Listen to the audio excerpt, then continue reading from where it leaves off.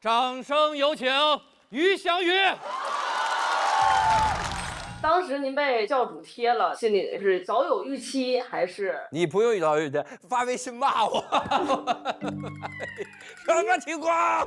因为他没来，然后大家都在传教主会选谁，已经传到教主打所有人。对，就我会1挑38，这是为什么？对，但是也有留言说教主可能选我，给他发了个微信问我说你要选我，他咔咔给我回俩问号，我说不可能，我说不可能，然后等出来之后，你炸我，你想揍我你直说吧，咱北京你打我一顿就完了，你以为只有岳明好骗吗？还是太年轻了。我觉得我们团队的核心宗旨还是苟到最后嘛。那我去打一个排名靠前的，然后大家就创造一些个概率，争取所有人都能进到最后。我跟教主打金牌战2番。第一组金牌对决的演员，恭喜刘洋。教主也是狠人，还是有一点害怕，因为这一轮就是重新写了，所以我其实是比去年要紧张很多。教主于翔宇再切磋，你把去年的片段剪下来，然后于翔宇惨败，然后就咔咔，然后我要赢了就于翔宇逆袭，恭喜于翔宇成功晋级。我要输了就于翔宇再次被摩擦。于翔宇暂时进入待定区啊，就反正就剪，好看。我要的定制粉呢？有花贝粉、散粉、牛肉粉。不对，真爱粉。绕路，永不直路，还是不对。那是什么粉？飞鹤首款定制大脑营养奶粉，聪明宝宝喝飞鹤，全球销量第一。有请大魔王。大家好，我是小鹿。过去这一年，我的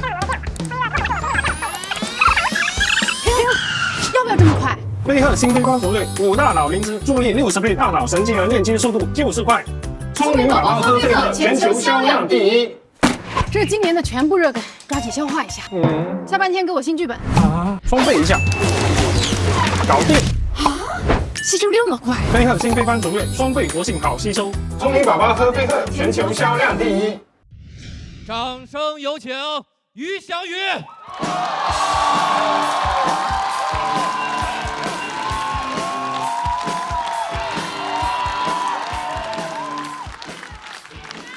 Hello， 大家好，我是于翔宇。先磕了一下，好尴尬呀！哎呀，然后第2年录节目了，然后确实还是不是那么适应。然后去年录完之后吧，然后就接了很多乱七八糟的工作，每次去都让我聊哲学，但我就是个本科生的水平，给我感觉是去答辩的。问我说：“翔宇，你怎么理解尼采？”我想说我没有选修这门课，尼采我都是在网上看的，我都怕说出来过不了查重，直接学术造假把我抓起来。我后悔，知网恢恢，疏而不漏。还有，因为我说我是应届生嘛，就老师让我代表年轻人，甚至有次非要宣传我是青春南大。我说别吧，我都27了，我只是延毕了。那你是不是只要在读书就一直是南大？整个宿舍一起延毕到80，哎，耄耋南大，啊，一起推着轮椅去上课。老师说：“同学们，我这门课今年可能会挂几个人呀。”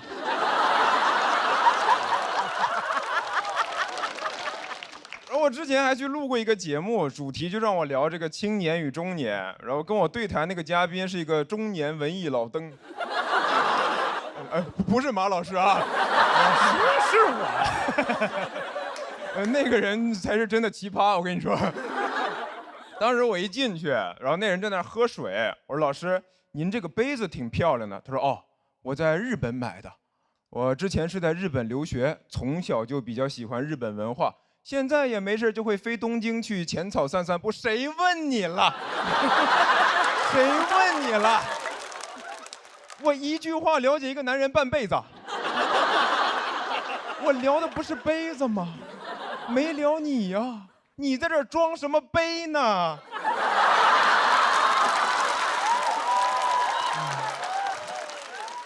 后来又聊到那种什么中年爹味儿的话题，他就又来了，能理解你们年轻人，爹肯定是不好。我年轻的时候呀，你听哥一句劝，你懂我意思吗？太诡异了，就是一个老登在教你面对青年困境，我的困境不就是你造成的吗？那种感觉怎么说呢？就相当于你在一个山东的饭桌上听主陪大聊女性主义，这我都懂。孔子、孟子、上野千鹤子。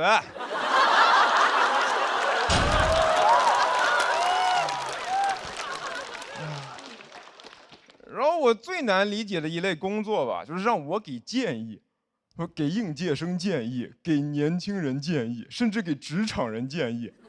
我一个刚毕业的本科生，天天到处给人建议，我成专家了。妈咋的？本生专呀！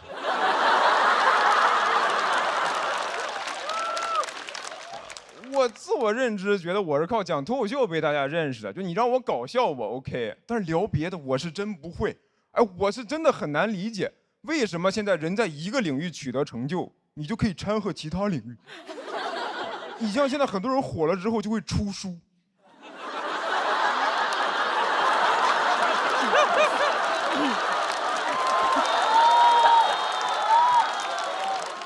当作家。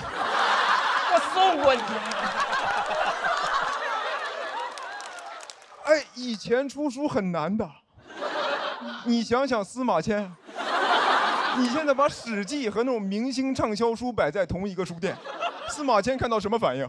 说啊，这样就可以吗？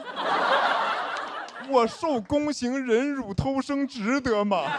还迈不过这个人间不值得啊！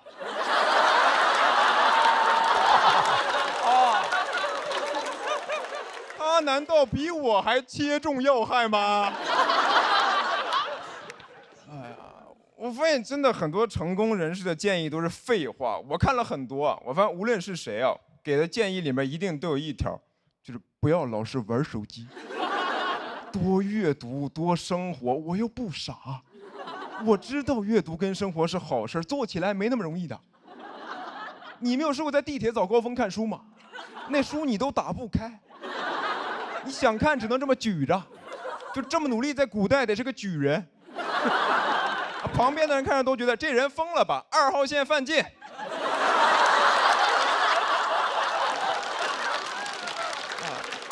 然后我真的也被人问过，说翔宇，你在人生的低谷会反复看的书是什么？我看的是《斗罗大陆》和《斗破苍穹》。就是那些崇高的思想、细腻的情感，你是要花精力去品的。你说你累一天，晚上回家瘫在床上，就不想看那种文学大部头，费脑子，砸脑袋贼疼。我看什么《平凡的世界》，我白天过了。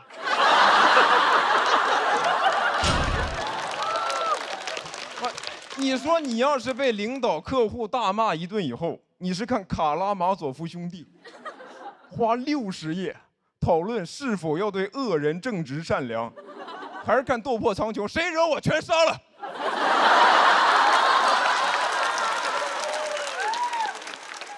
你看现在大家都喜欢看这个短剧、爽文，那不还是因为现实生活很多问题解决不了吗？就你要真过成爽文，谁还看爽文？我就不信马云会看爽文。啊，一觉醒来，我是千万富翁。马云说：“我破产了。”哎呦，这种苦难文学，在这消费痛苦，不看，太压抑了，还是过我平凡的生活吧。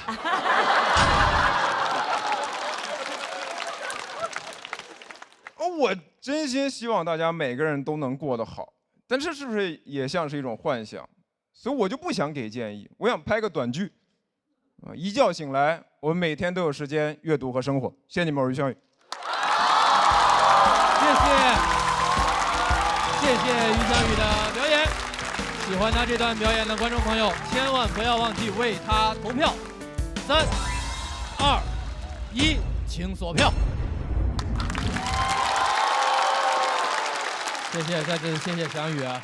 演完了，我觉得我替祥子说一句吧，虽然好像扫射了这边很多人啊，但其实祥子还是个挺体面的演员的，因为你们听他那个段子，不是说有什么所谓的这个名人就跨界出书。我实话实说，这个段子在我们讨论过程中有一版是这么说的：说司马迁看见这些名人出的书，说我这又算什么呢？只有我一个人觉得特好笑吗？我相信各位都是资深的脱口秀观众了，大家都能想象，如果祥子用了这个作为段子的底，一定今天的效果是非常好的。但是他选择没用，我个人向你表示致敬，好吧？天真姐看完什么感受呢？我觉得那个祥子这集是上劲儿了啊，我觉得好多了。谢谢啊，他刚才已经表态了，谁再惹我把你们都杀了，非惹我全杀了，惹他的不就是咱们几个吗？庞老师帮我着补了，但是我写这个段子就因为确实没有扫成各位的意思，没事儿，哎呀，还有谁出书了？就我吧。小佳也有书，而且我觉得咱们现在这个脱口秀表演已经，我觉得又进化了。其实刚才他跟刘洋俩人都已经开始互动上了，演 sketch。我觉得以后咱们在表演的时候，如果就剩俩人了，真是可以能互相这么说，啊，那不就是相声吗？哎，我怎么没想到呢？我真没设计，因为我们也不知道提前是要打教主，我们甚至可能都不是一组。然后刚才庞老师说我还有一个别的底，我也特意没用，因为他书其实不算畅销书，没有卖那么。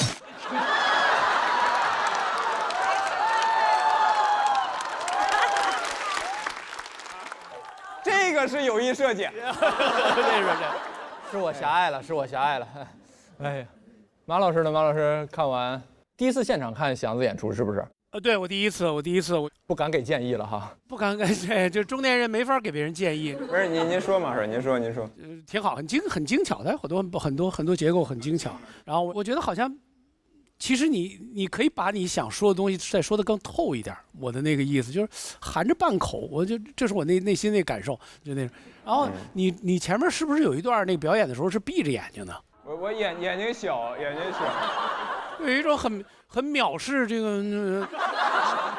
不演了，马老师，我还想去喜人玩呢。我没说你能来啊。得罪了已经，对不起。特别好，喜剧人都有自己的坚持，一个坚持不用，一个坚持要去。欢迎！谢谢马老师，我也是第一次现场看祥子表演，我觉得气氛非常好，就是整个氛围感都营造出来。所以我最后只想问你一个问题，就是你可以给我一点意见吗？建议吗？我第一次来到这个就是这个 stand up comedy 的地方做这个嘉宾，所以给我一点建议吧。庞老师救救我，庞老师！马东老师救救我！祥子，你评价一下佩岑。我错了，咱们往下过了。我特别喜欢看祥子窘迫的样子，因为跟他台上意气风发的形成了鲜明的对比。你再说话，我给你建议。让我走吧。好，谢谢祥子，谢谢，请先回到对战区休息。让我们掌声有请今天最后一位演员刘洋教主。这轮录制时间特别危险，有可能自己就完全赶不上，因为有很多的工作要做。他让我进这大了。担心队友，因为刚凑齐一个团队，然后大家现在遇到一个新的赛制，然后我也不在，有一些经验也没法跟大家共享。过2天见到面，还能再稍微嘱咐队友。其实要感谢教主，给了我很多力量，给了我很多帮助。那我们这样，我们先花45分钟解决月明的问题。教主他传授了我一些他录节目的一些心得。综艺特别像一个议论文，小论点一个事例，小论点是。非常感谢我的队长，教主其实也给了我很多梗啊、想法之类的。就这些核心的这个观点，你把它揉在前面，就感觉是在说这个事儿，但实际上没说。教主真的是追着我问情况的，他会说你开放麦效果怎样啊？你稿子改成怎样啊？这样子，他真的帮了我很多。蜡炬成灰，泪始干。没有私方进，私没有进，终身现役呢，朋友们啊，这怎么就私进了？没有私不进啊。问一下，你跟于翔宇俩人谁会赢？我跟于翔宇我会赢，因为我们在私底下猜过拳了。但我觉得我们上舞台了之后，赢对手是最不重要的，重要的就是保自己表演节奏。只要这个表演节奏是对的，然后就 OK， 赢不赢都不重要。加油吧，教主！加油！加油！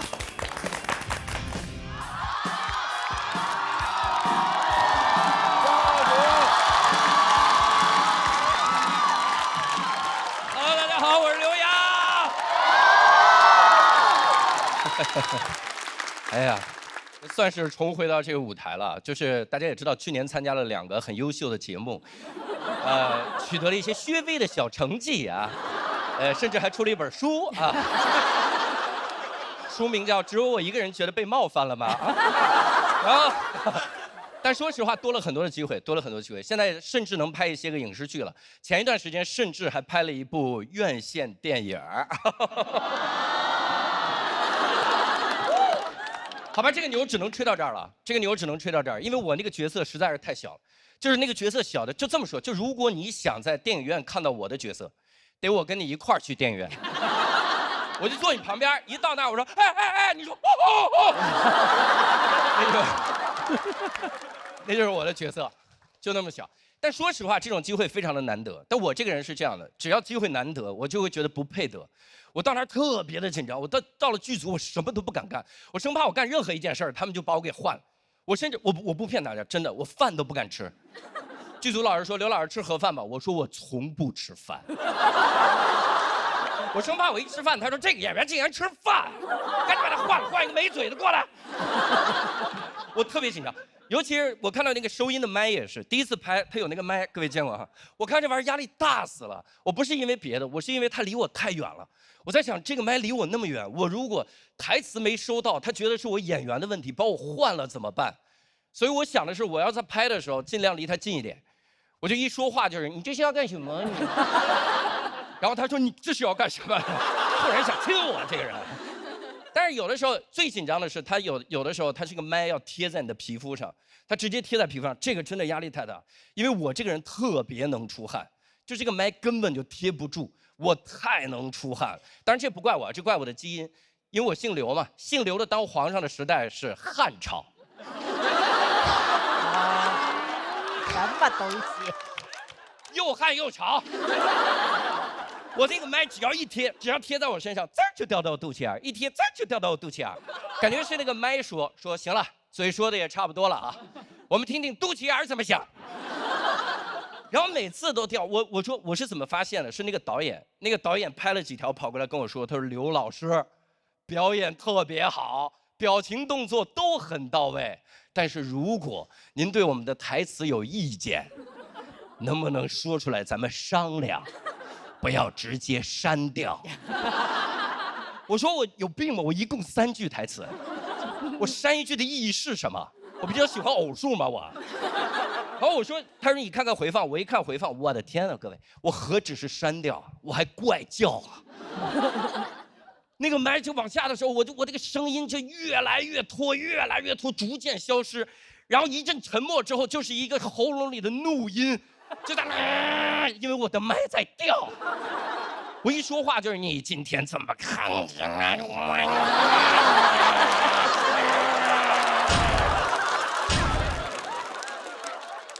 之所以有喉咙里那个声，是因为我的肚子在叫，我肚子在叫是因为我没吃饭，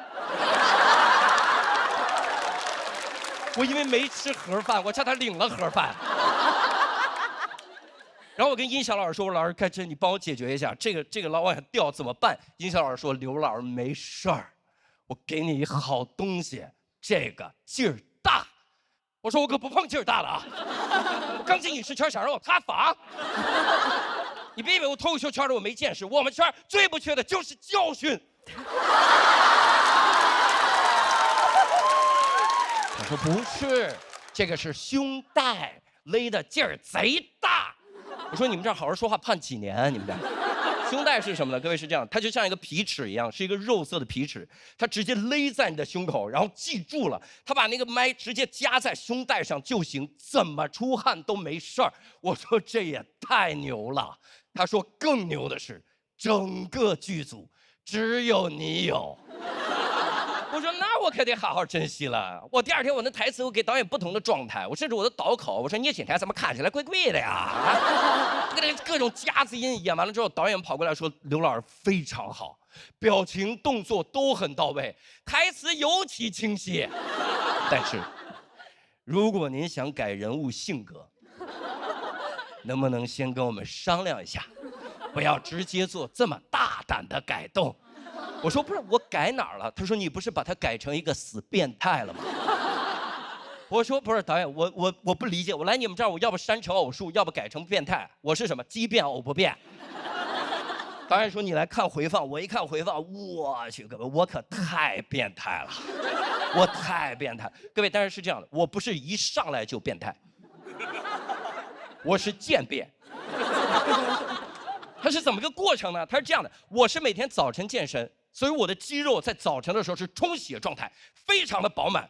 那个胸带到这儿，叭就勒紧了，那个麦过来根本就不用勒，我直接拿胸肌叭就给它夹死了。吹牛了，吹牛了，吹牛了，吹牛了，这吹牛了，吹牛了，吹牛了，这吹牛，想看到我胸肌比看到我角色还难啊！总之就是早晨的时候勒得特别的死，但是随着肌肉充血状态的消失，我这个肌肉就会回去一点，我这个胸带就会往下掉一点。但各位注意，它不是全掉，它是就掉一点。所以我发现我在回放里说台词的时候，会有一些下意识的动作。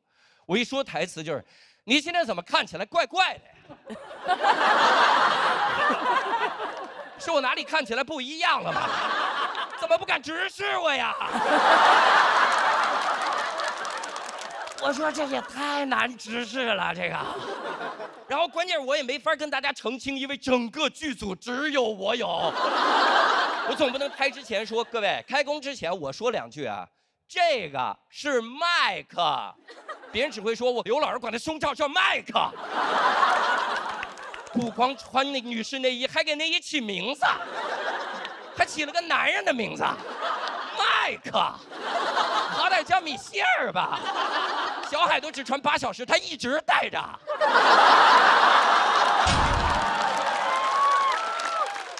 我跟一翔老师说，我说老师，你看这米歇尔的问题能不能给解决一下？一翔老师说，我真没办法了，要不然就这样，我再给你找2根胸带，你把它搭在肩上，就不会掉了。我说那就更像了，那从背后看都一样了，从正面看以为我穿反了。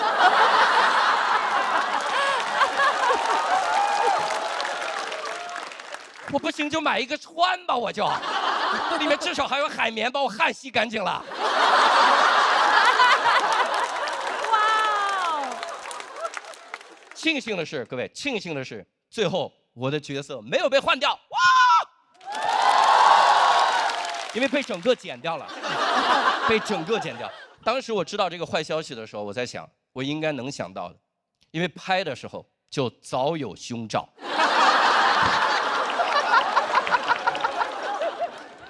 当时，但也不能告诉各位哪个电影啊，也无所谓了，剪完了，大家也不知道是哪个电影。反正我现在一支荔枝就哭。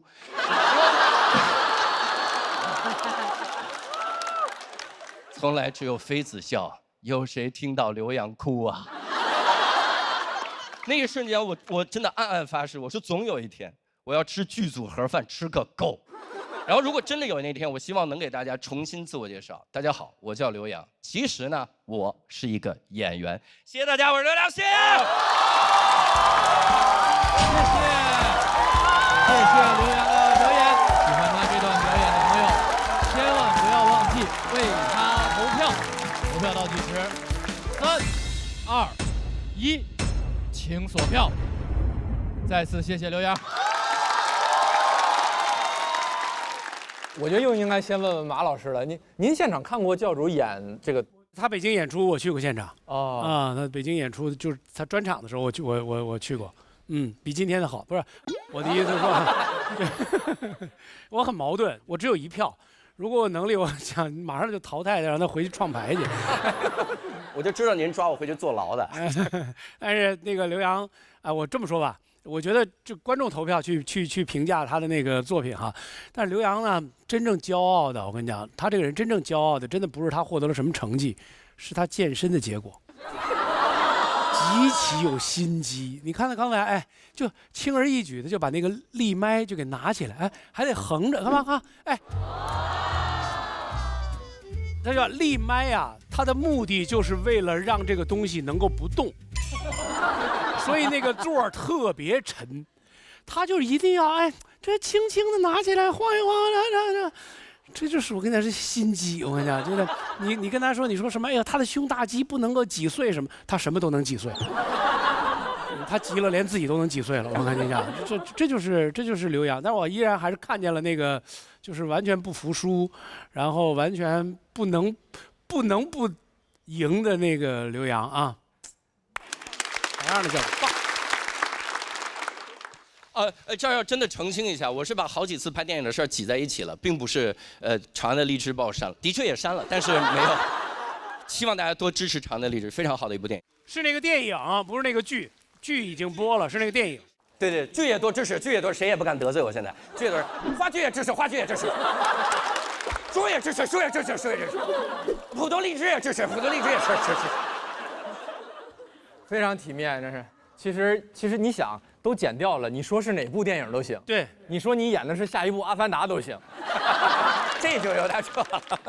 我现在就是从一整场看下来，我的内心就觉得大家其实都是 hold 住全场的。其实每一段表演，每个人都是自己舞台上的主角，所以大家来做这个所谓的竞赛节目，我觉得刚刚我们有看到有些人暂时离开了舞台上，但是我想讲的是，其实你们都已经是自己的第一名，然后你们在舞台上就是最闪耀的了。所以谢谢你们给我们带来这么一个精彩的秀，我今天非常非常的享受，我觉得很感谢我可以坐在这里欣赏这么精湛的表演。你们都好棒，真的。大林呢？因为大林现在这个各种影视也是，他说的这个事儿会唤起共鸣。确实有共鸣，但我也没系在这儿过，你知道吧？我们有系在腰上，系在腿上，你还往这儿系啊？你是诚心的吗？该不会那音响老师是个变态吧？跟我没关系啊，我永远捍卫你穿这个的权利。谢谢，支持刘洋穿衣自由。哟，my bro， 他也养上了，你看这 brother，my brother。好。而且我觉得佩森姐，其实您不了解刘洋，刘洋一定不是要做自己的第一名，他就要做所有人的第一名。不好意思，真的。做不了了。那刘洋是那种会就有焦虑的情绪发朋友圈的人吗？我不会发，我就给刘仁成朋友圈点赞。刘仁成天天说要淘汰，天说要淘汰，我就很开心。我说那我们组可以选他们组。刘洋给我的感觉就是他心中有一种版图，他好像有一个什么东西要去完成。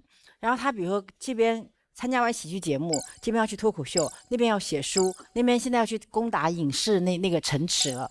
就他给我的感觉就是无穷无尽的征服，然后要把一块一块版图收入囊中。你最后要干啥？反正我死都不去再见爱人。是邀请你了吗？你突然拒绝？我先拒绝嘛，万一要你没有，这有什么荣耀的？你也别去。谢谢你的祝福，真是。那你可以夹碎一个东西给我们看吗？重新开启投票渠道。感觉斯卡拉，我就刘洋就是一个不管涉足到什么领域，都一定要在这个领域做到特别好的人。我觉得他最后的那个说的那个，就是想让以一个演员的身份被大家重新认识，应该也是他的心里话。一场非常难以抉择的这个对决难题又交给各位了，我们把祥子也请回舞台上吧。都是气氛组的满票，也都是大家非常喜爱的演员。一位是非常精巧的文本，一位是非常高能量的表演。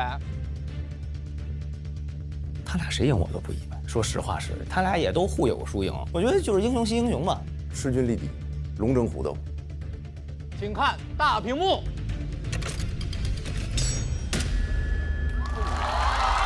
恭喜于翔宇187票，直接晋级，请前往晋级区。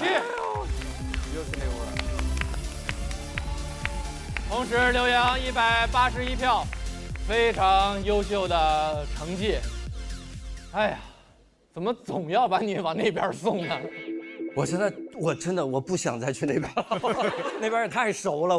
我回那边跟回家一样。是，但这个成绩非常优秀，应该还是会继续回到主舞台的。对，也希望大家能够知道，我一直认为喜剧是不能比赛的，所以我跟于翔宇这一场，我希望大家通过我们俩的对决，能够明白一件事儿：我出新书了。谢谢大家，谢谢。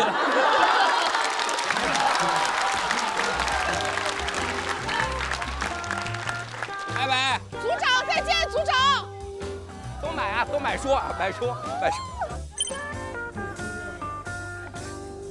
你看啊，我上一次是我们队第一个被淘汰，现在是我们队最后一个被淘汰，这个是很重要，非常重要，对吧？一头一尾，赶紧退赛吧，太丢人了。哎，但不得不说，这比上一赛段舒服多了。对，老舒服了这个。这个舞台有时候真的很残酷，就是他上一场也被送走了，对吧？对，因为你在一场比赛里面想赢没有错，当然想赢是非常正常的，每个踏上这个舞台的朋友都想赢，只是教主是我们更熟悉的那个性格的人，也不知道为什么这个最想赢的朋友，哎，这一季一场都还没赢。你知道，这就是人家说你最不想要的东西塑造了你自己，他就是最不想要的就是这个结果。我从表演方面其实没有什么不满意的，因为这场我演得很稳，节奏什么都对，然后。我第一期录的时候，其实还有点紧张，然后当时很多地方也是往快了讲，这次该抻的地方也抻了，然后该表现的地方都表现了，没有什么遗憾。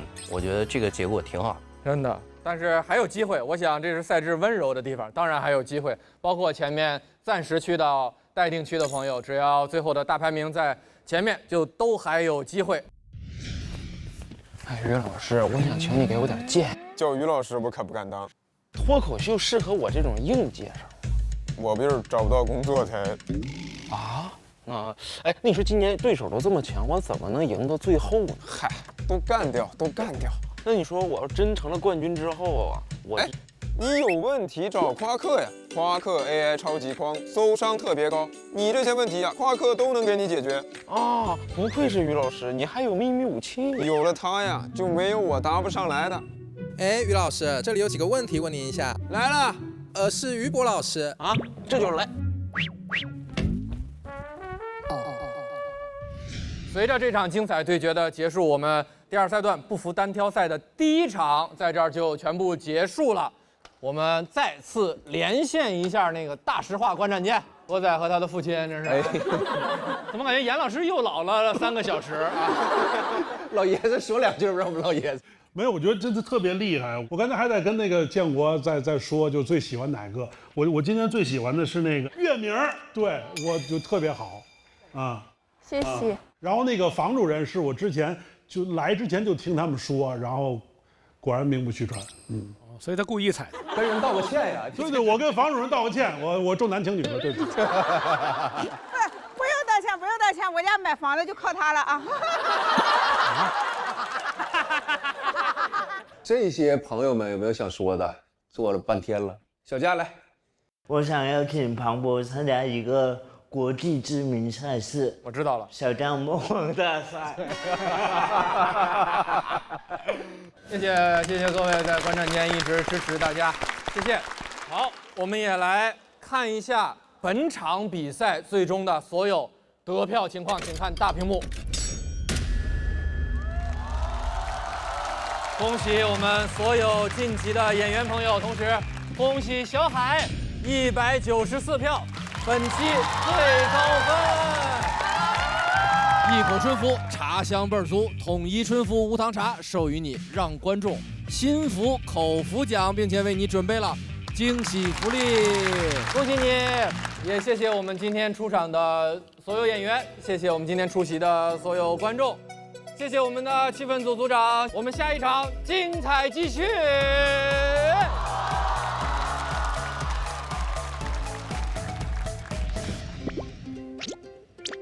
统一春福无糖茶，恭喜你获得本期比赛最高分，请完成以下加冕词断句挑战。口渴的我一口又一口喝完统一春福，口口声声说口口声香，口感醇厚，让我赞不绝口，值得口口相传。一口春福，茶香倍儿足，说的我口都渴了。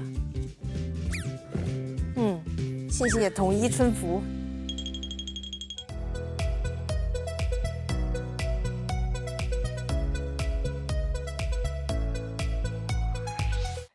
吨，快乐正上头！感谢一口春福，茶香倍儿足的统一春福无糖茶独家冠名播出。现场的观众，你们快乐吗？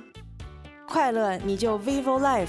感谢 Live Photo 神器 vivo S30系列联合赞助播出。飞鹤滋养小脑瓜，脑力体力两手抓。感谢全球销量第一、聪明宝宝都爱喝的飞鹤奶粉赞助播出。想咋滴就咋滴。去哪儿都能叫滴滴，感谢陪你去往每一种生活的滴滴出行赞助播出。有问题找夸克 ，AI 帮忙多欢乐。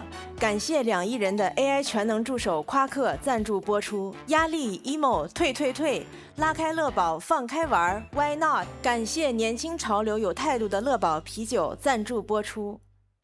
掌声有请气氛组组长侯佩岑。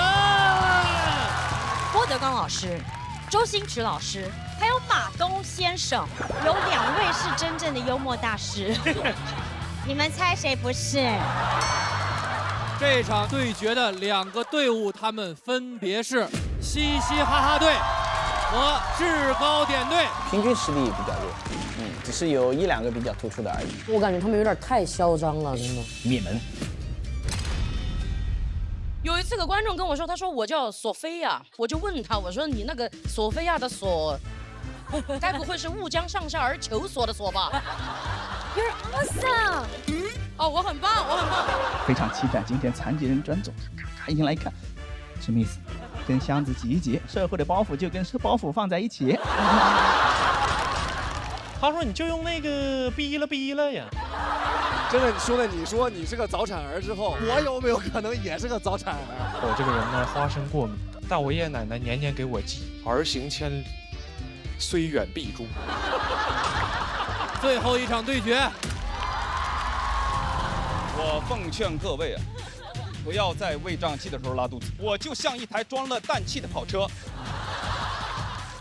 我蹲下问他，你想听什么？他说。铿锵玫瑰，我说我不会。他投诉一切美好只是昨日沉醉。我觉得这是最强的2个新人的一个对决，甚至我觉得冠亚军可能就在他们俩中角逐出。嘻哈、辛博对决结果如何？哇！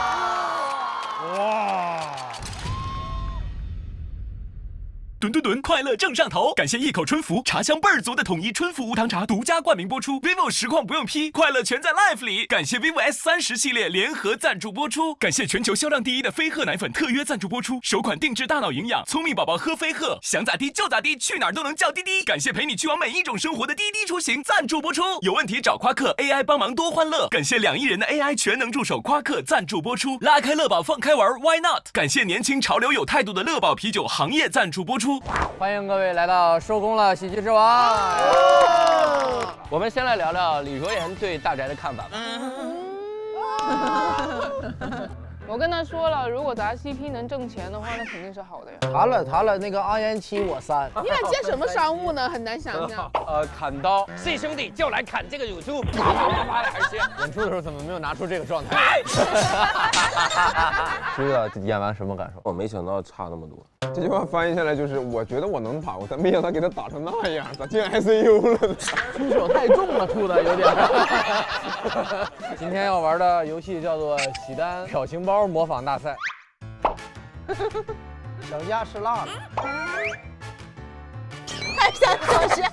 哎呦，琪琪，哎，我以为是痞老板那个绿色的，哦，脚下吃辣，嘿嘿，这个是表演吧？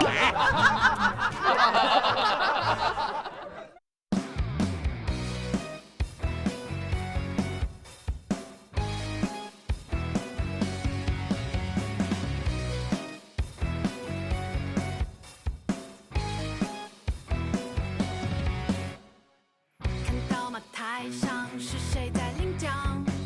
不是我在角落啪啪啪领奖。你领奖了一个？排队排最后，合照在最边上。嗨，一开专场我赶场，店里就响。从来就没有与生俱来出全新一场。老友升级，新人炸场，每周5、周6 12点，会员抢先看单口喜剧的硬核对决；每周日12点，会员专享喜剧演员们收工后的欢乐饭局。电视看爱奇艺就用奇异果 TV 畅享高品质视听，解锁100种追踪方式，你的私人定制尽在爱奇艺综艺。来爱奇艺创作中心参与喜剧之王单口季第2季2创活动，赢丰厚奖金。